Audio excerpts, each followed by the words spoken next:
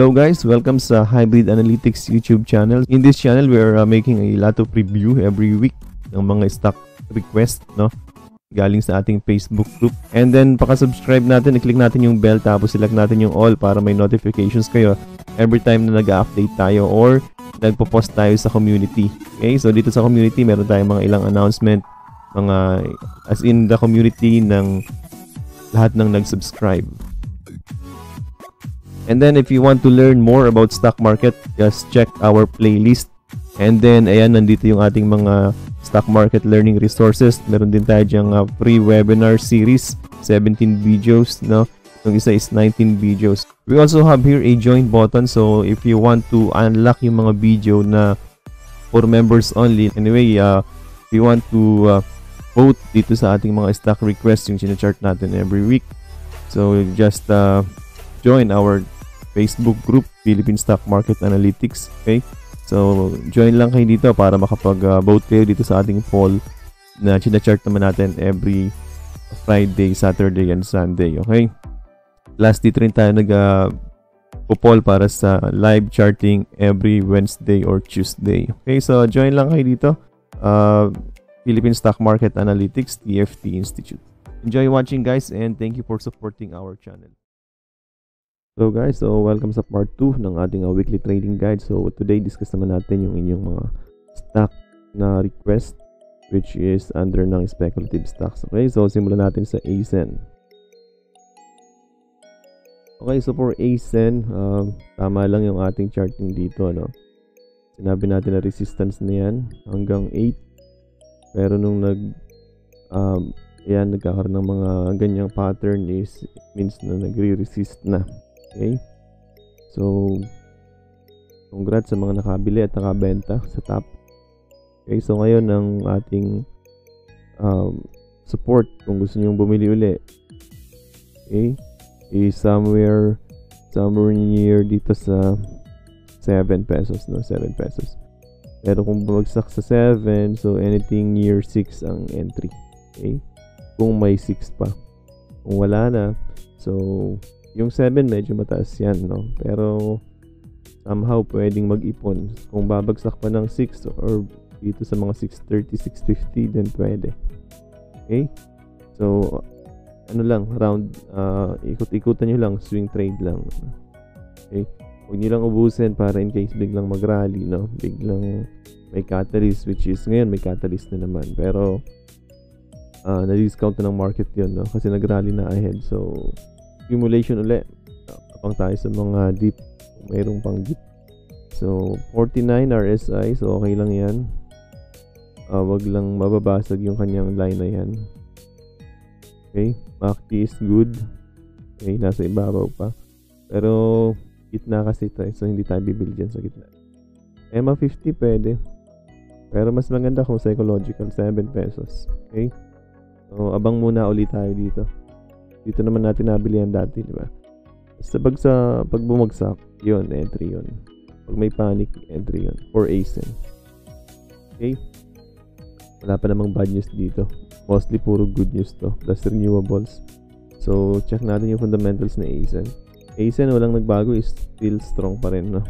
Hindi naman naglalabas pa ng earnings result. Okay? PE is 20. Okay lang. Forward niya is 57. So, mahal na. Target price is 6, no? So that's why buy anything near 6. Okay, so overvalued pero dahil growth stock, okay lang na mataas ang PE. Okay, so timingan nyo lang anywhere, basta doon sa mga sinabi natin kanina, between or within this trend line or sa may below 6 or near 6 o below 7, mga ganon. Okay, pero good pa yan. Ilagay lang sa watchlist tapos buy on weakness. Okay, sa ngayon hindi pa yan weak. Ang weak niyan is 7 or below. Okay, APL, congrats sa mga miners, no? Miners, traders. Nag-rally yan dahil dun sa news na pinakita natin kanina. Ano ba yun? Yun. So meron tayong nakikitang uptrend channel dyan.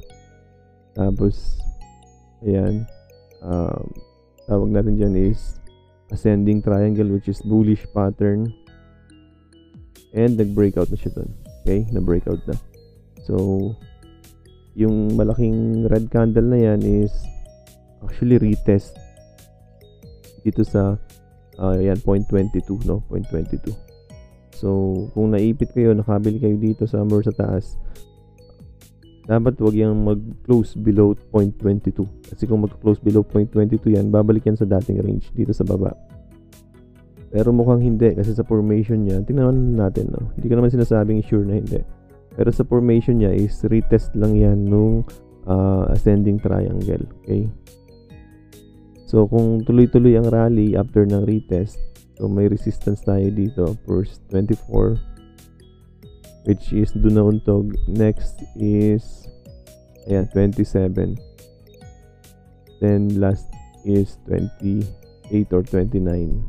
Saktuhin natin sa 29 yan. Okay?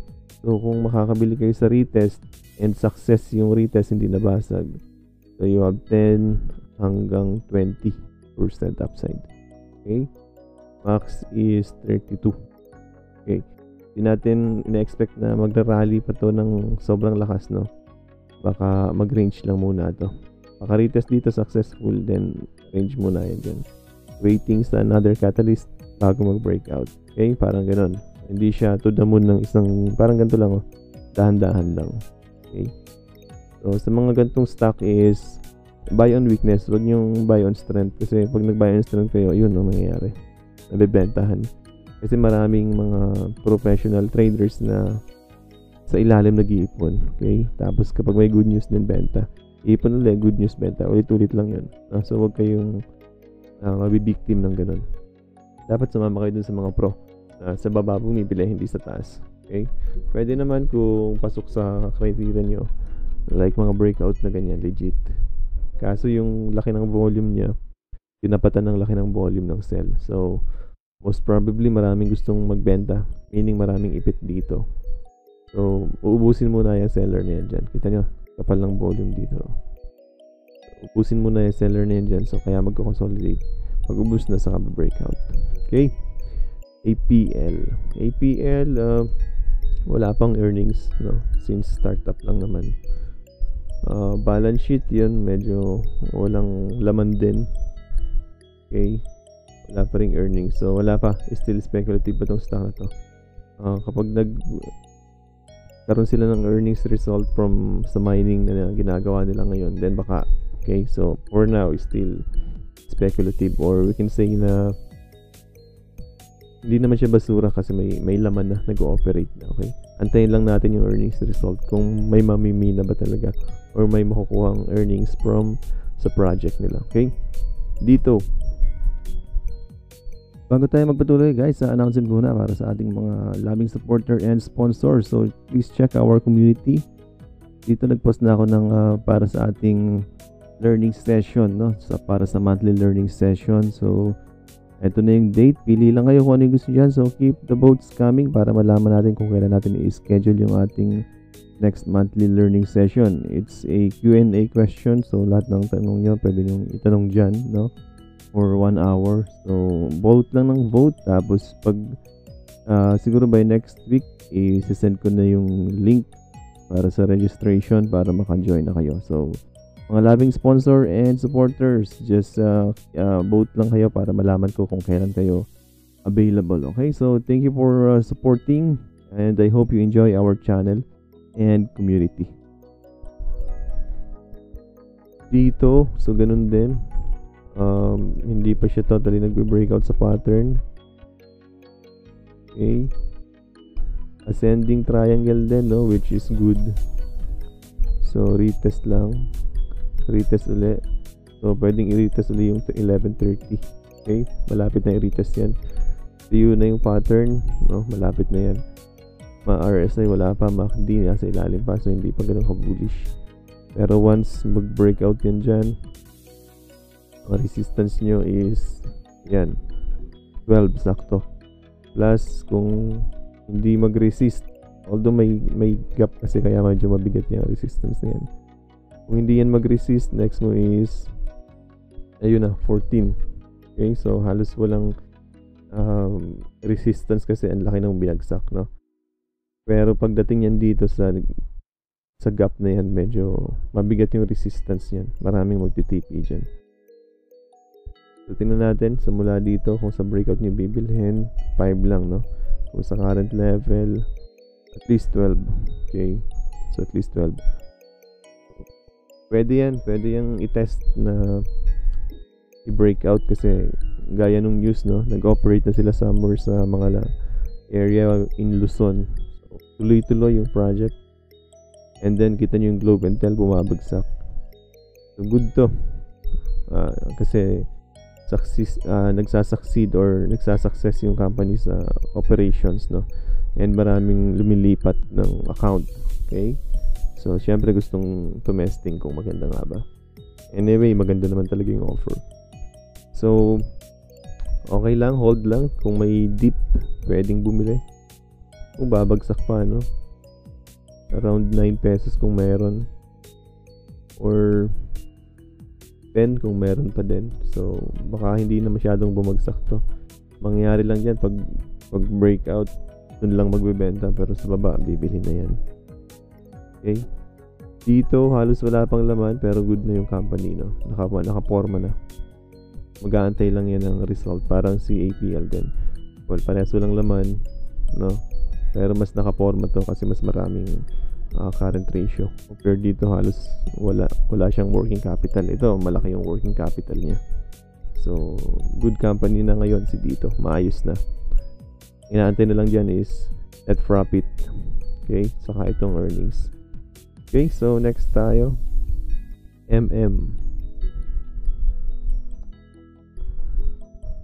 Okay, so for may catalyst na lumabas nung Friday. So yan, may box doon, tapos breakout, another box. So na-challenge niya yung resistance nito. Ito talaga yung resistance. Ayun, dating support. Tapos ngayon, resistance na. Okay, kung makaka-breakout yun dyan, mukhang ngayon ito ang range niya, no? So kung gusto nyo yung range trade, dito nyo bibilin yan. 5. At least 10% yung range nyo. Ngayon, kung magbe-breakout yan, ito na yan. Okay, 6.27 or mga 6.3. Yan na. Yan na yung next na i-challenge. So, parang ganito yan. Yan. So, yan yung magiging formation. So, ang mangyayari is range sa box, breakout. Range sa box, then breakout. Tapos range ulit. Then, kung mayroon pa, breakout. Okay? So, yan yung formation na ginagawa ni Merrimart. Okay? So far, okay naman yan, no? Sa technicals, maganda naman. Okay, RSI 52 above, good. Pag ito nag-above sa zero line, bullish na to or may trend na. Okay, so okay naman to. So far maganda. Tingnan natin yung fundamentals nito. Wala pang laman, pero may earnings na. Annual result, antayin natin. Paglabas ng annual result, baka mas maganda, no? Maganda rin to, walang depth. Tapos hindi naman kasing taas ni dito, pero at least above 1. So naka-position din to. Maganda rin yung position. Sa ngayon, ang PE niya is 558, no? Mukhang overvalued. Pero dahil sa mga project kanina or yung catalyst niya na lumabas sa disclosure, which is parang digital grocery or something like that, it can justify, no, yung kanyang high valuation. Lalo na kung lumabas yung earnings result tapos ganito rin kaganda, knowing na consumer, tapos maltaas ang, syempre priority is consumer, no? So possible yan na bumaba yung PE and justified, no? So far okay na yung fundamentals nito since growth company naman. Antayin lang natin yung result para may proof. Pero kung mag-rally yan ahead ng earnings, tapos paglabas ng earnings good, then pwedeng may bentahan kasi nag-speculate ahead. Okay, PHA. PHA na sell on news na pero hindi bumagsak. Okay. So far ang makikita natin is puro consolidation na sa highs, no. Nagbe-basing na nakikita natin. So from sa sell off tapos nag-form ng bottom. Ngayon, basing formation ang ginagawa. Parang yung dati din. Yan, no. Bearish flag or neutral yung pagkaka-flag niya, tapos yun breakout sa box. Ngayon nakita nyo nagko-consolidate, hindi naman bumabagsak, diba?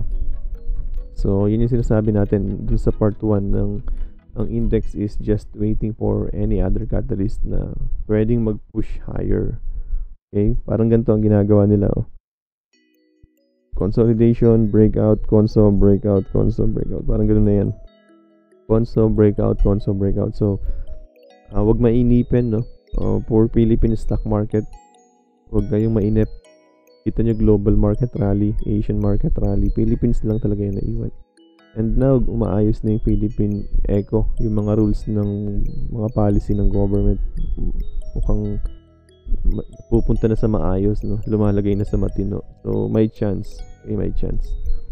So kung maka-range trade niyo yan dyan, 2.2 ang entry, 2.38, so 8%, pero meron pa yan. Conso breakout nga, diba? Another 20%. So good for PHA, wag lang magbabasag. Pag nagbasag, di 2 pesos ulit. Okay, sideways pa rin, so wala pa to. PHA, wala pang laman. Company, hindi maganda yung balance sheet, puro losses pa. Okay, so hindi pa nagre-reflect yung earnings ni Squidpay. Tingnan natin ngayong earnings result annual kung anong mangyayari. Pero fundamentals hindi pa siya ganun ganda. Speculative, ibig sabihin kasi wala pang laman. Pero since fintech, no, fintech is K-shape, parang part ng future recovery yan. So pwedeng mag-speculate for PHA. Basta make sure na to support. Pag nabasag ka, buy sa another support. Okay. Nickel, so mining naman tayo. Nickel and FNI. So bago natin i-chart yan, silipin muna natin yung nickel sa global market. Okay, so ito yung nickel sa global market, no. Bumagsak pero nag-support. Okay, what's good is na-hold niya yung 16,000. May mga relief rally pero bumabagsak ulit. Lagyan natin ng indicator.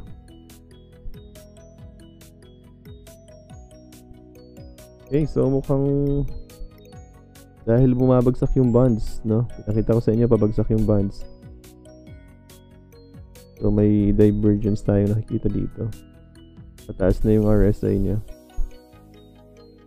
Pero yung dito is flattish pa. So mukhang may bullish divergence. Mukhang may play ang nickel mining. Sa global meron, mukhang paakyat na ulit kasi yung 10-year bonds is pabagsak na, so, mukhang may resurrection.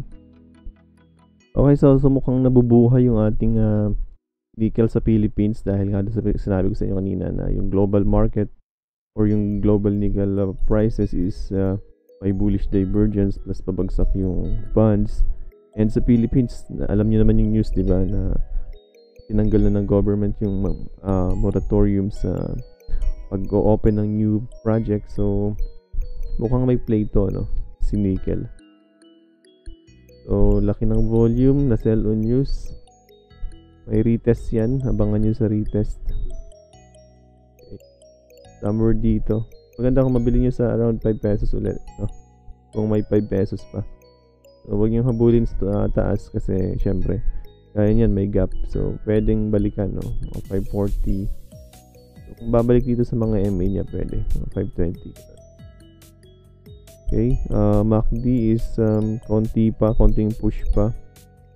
RSI niya is mataas na, no, nag-above 50 na. Kaya lang ang seller niya is mga foreign fund, no. So mukhang nag-take profit sila doon. Dami kasi nilang bili sa 5 pesos, 5 pesos, 5.2, 5.1 yan. Doon na bili, kaya nung nag-rally nag-take profit. Pero so far kung tuloy-tuloy yung play, pwede to, nickel. Fundamentals nito medyo overvalued si nickel. Pero maganda yung balance sheet, no? Earnings wise is good, no? Net profit is good. Return on asset and equities is also good, no? So hindi siya leverage, mababa yung debt equity, and then mataas yung kanyang current ratio. So overall is good company plus good result, okay? Positive earnings. Yan, so gusto natin yung company niya kasi strong. PE niya is, yun ang problema, overvalued 31 times. Historical niya is only 12 times. Kahit forward is 22.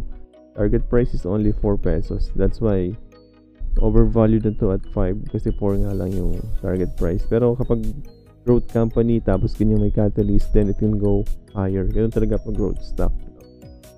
Pero above fundamentals na yun, ibig sabihin. So somehow medyo nakakatakot na kung kahit nga forward PE ang gamitin natin, mahal pa rin siya, di ba?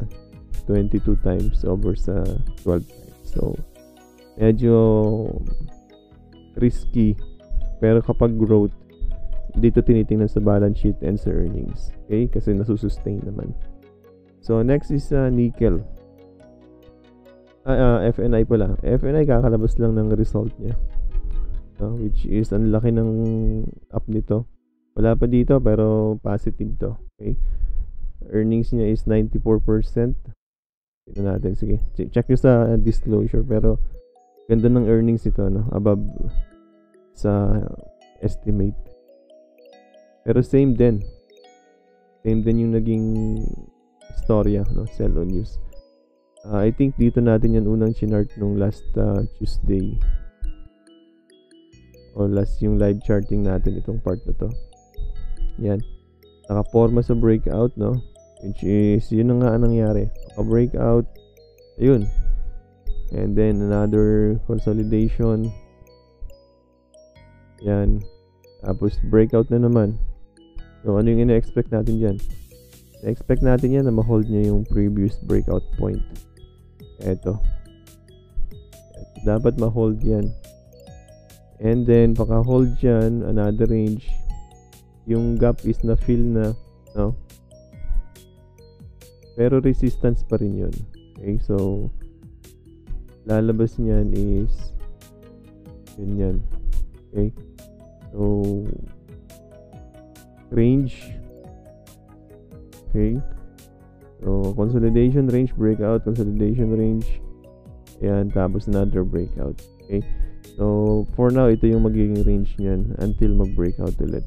Okay, naka-breakout yan dyan, so eto na 3.06 resistance. Okay, so far maganda yung mga play ng nickel natin. Check nyo lang to, dapat mag-range yun dyan para maubos yung seller dito. Pag naubos yung seller, makaka-breakout na yan dyan. So upside is only 5, pero kung tumuloy is you have 13. Okay, wag lang kayo may inep sa PSE. Pwede naman tayo mag-crypto habang naka-position sa PSE. But safe yun, konting amount sa crypto, then volume sa PSE kasi nasa taas na sila, di ba? PSE nasa baba pa. So pag nag-rally yan, mas malaking upside mo, plus mas kilala mo yung mga company. So FNI, check natin. May rally na, no? Nag-a-above na sa zero line. So okay na to. Mukhang may continuation pattern na. Wag lang mag-break dito. Pag nag-breakdown di balik dito sa 250. Okay? Which is actually pwede yung i-buy on dips kasi nga minings is in-open na. Kaya lang ang problema sa pagkaka-open ng mining, i-review pa yung mga previous contract. So it takes years, no, bago makapag-open uli ng new project. Pero at least somehow positive yun para sa miners. Now, nickel or FNI is very strong din yung kanyang balance sheet. Check nyo to, net profit margin is 47, return on asset 21, return on equities is 15. Kita nyo, puro green. Tapos eto pa, walang leverage or low leverage. Tapos high current ratio. So nakapwesto talaga yung company, strong company. Tapos ganda ng earnings. Okay, yun lang. 7 times PE, pero historical is only 3. Pero okay lang yan, sabi ko sa inyo, kapag growth stock, bali wala to. Hindi yan tinitingnan. Dito tumitingin, okay? Kapag value stocks, konti lang ang weight dito ang tingin sa valuation. Okay, so ganun bumasa ng balance sheet and fundamentals. Anyway, bago tayo mag-end, I would like to invite everyone dito sa ating announcement, no? So, open na ulit ang ating mentoring program. So, Hybrid Analytics sa TFT Institute, Advanced Techno Fundamental Traders or Trading Course. So, ang ituturo natin dito is combination to ng dati kasi hiwalay ang technicals and fundamentals, no? This time, pinagsama na natin yung technicals and fundamental trading, no? So, kung gusto niyo matutunan kung paano natin ginagawa yung ganitong table, no? Paano gumawa ng ganitong table, paano i-update in your own terms. Hindi ka mag-aantay ng broker's report, so ma-analyze mo siya in your own. Paano magawa niyan, mag-analyze niyan. So yan, i-discuss natin yan. Yun yung ituturo natin. Paano bumasa ng balance sheet, paano kumuha ng valuation, okay, anong ibig sabihin ng bawat data. So kung gusto niyo matutunan yan, so eto yan, fundamental analysis. Okay, meron din tayong macroeconomics, yung ginagawa natin tuwing start. Pino-forecast natin ang index, no, saan papunta, including global market, no, using mga economic data like yan, car sales, GDP, CPI, interest rates, forex. So yun, lahat yun kasama yan sa macroeconomics plus trading setup. So kung gusto niyo matutunan lahat yan, ito naman yung mga details, no. So, kontakin nyo lang kami. And, enroll lang kayo. Just click yung, nandiyan naman yung link. Click nyo lang yan. Then, register lang kayo. And that's it, no? So, you are now member of our mentoring team. Okay, so we have a CPA. We have a businessman, no? Nakasama sa mga mentoring plus ako sa Sir Shane. Okay, so that's it. If you want to join and to learn habang hindi pa bullish yung market, nag-start pa lang, so makaposition ng maaga. So pwede yan. Lalo to. Ngayon lang namin in-offer to yung fundamentals and macro na hindi dumaan sa technicals as in yung technical trading course. Okay, so by next time siguro hiwalay na ulit yun, no? Ngayon lang namin yan pinagsama. Okay, so that's it, guys. Thank you for watching and see you sa trading floor.